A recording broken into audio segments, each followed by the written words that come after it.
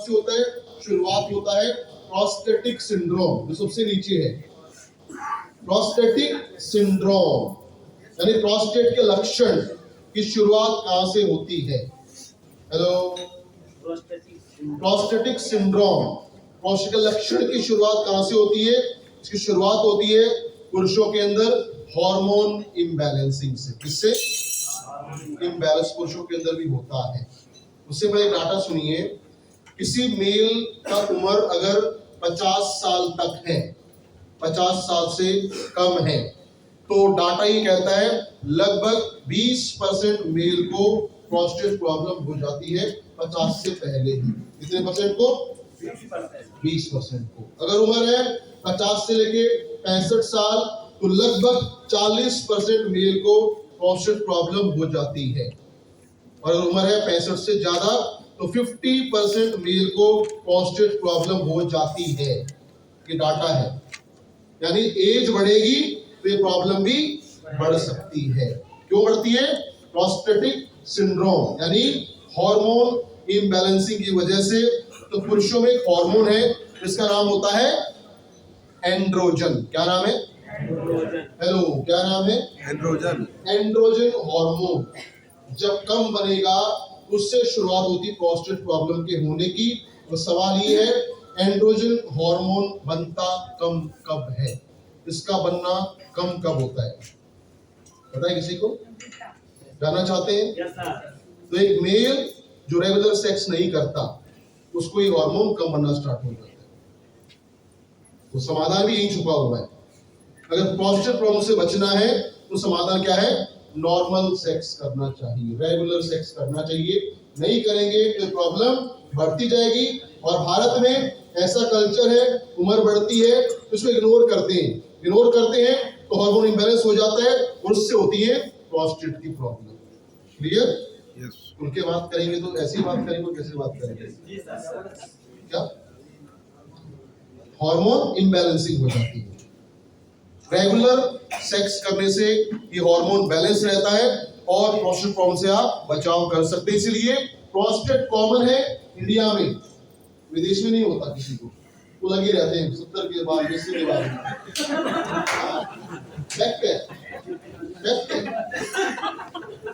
यहाँ पे शर्म आ जाती, लोग बुढ़े हो गए हैं, ये हो गया है, वो हो गया है, तो दिक्कत होती है। 30-40 के बाद यहाँ बहुत समझता नेचुरल समाधान है सर।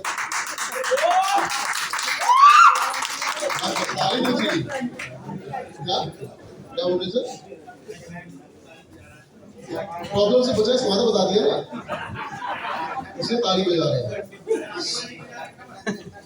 उनकी बारी भी आएगी, मिल रहा है, फ्री में मिल रहा है। नॉलेज खराब है? नहीं सर, बहुत अच्छा है। हाँ, खुल की बात तो ऐसी होती है। और पहले बोला बेशर्म बनना पड़ता है, ये बेशर्म अभी तक है। आगे पूछेंगे तो मैं कुछ नहीं बताऊंगा आपको।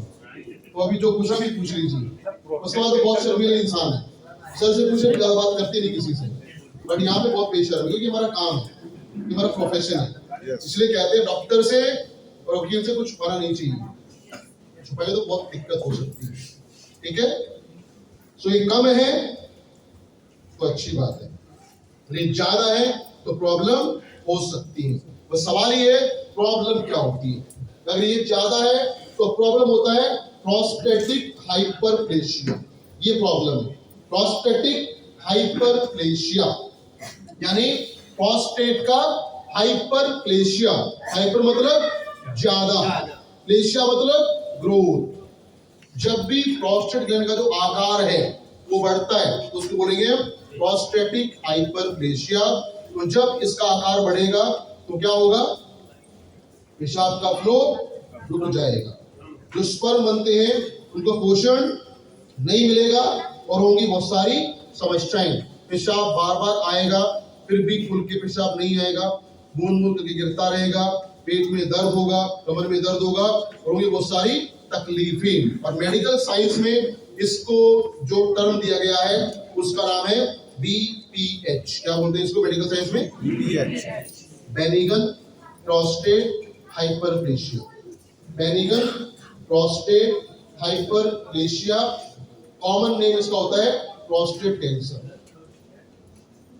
प्रोस्टेट कैंसर को बोलते हैं बीपीएच या प्रोस्टेटिक हाइपरप्लेशिया। ये ज्यादा है तो प्रोस्टेट प्रॉब्लम बढ़ सकती है, जिससे प्रोस्टेट कैंसर हो सकता है। बट ये एक ऐसा कैंसर है जिससे मौत जल्दी से नहीं होती और तकलीफें बहुत सारी होती रहती है। तो ज्यादा है तो प्रॉब्लम हो सकती है। और क्यों होती है? जब एंड्रोजन हार्मोन कम बनता है तो। क्लियर? कम है तो बहुत बढ़िया। तीसरा रिपोर्ट कार्ड यहाँ पे है, डिग्री ऑफ प्रोस्टेटिक कैल्सिफिकेशन, यानी प्रोस्टेट प्रॉब्लम होने की वजह से क्या होना?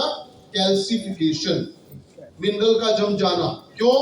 क्योंकि जब प्रोस्टेट ग्लैंड का जो आकार है वो बढ़ गया है तो क्या होता है? पेशाब का फ्लो कम हो जाता है। उसकी वजह से पेशाब बहुत लंबे समय रहता है ब्लैडर के अंदर, और पेशाब में होते हैं सोडियम और कैल्शियम, वो जमना स्टार्ट कर देते हैं। उससे प्रोस्टेट के अंदर सिस्ट या पथरी भी बन जाती है, उसको बोलते हैं प्रोस्टेटिक कैल्सिफिकेशन। उससे प्रॉब्लम और ज्यादा बढ़ जाती है। तो ज्यादा है तो प्रॉब्लम और बढ़ सकती है, नॉर्मल या कम है तो बहुत बढ़िया।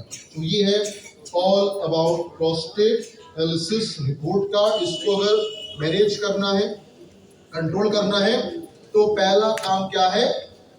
Regular sex. दूसरा काम, आने में आप इस्तेमाल करवाइए Keva prosta care syrup, prosta care syrup, prosta care. उसके साथ एलोवेरा जूस, उसके साथ केडी केयर, उसके साथ जिंक प्लस टैबलेट। ये 4 प्रोडक्ट अगर कोई लेता है तो जो प्रोस्टेट की समस्या है उसे बहुत बेहतरीन शानदार परिणाम मिल सकता है।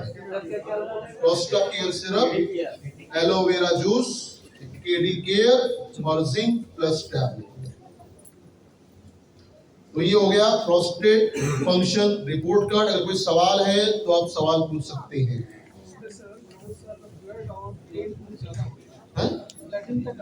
हाँ, कैंसर प्रॉब्लम हो तो ब्लीडिंग आ सकता है।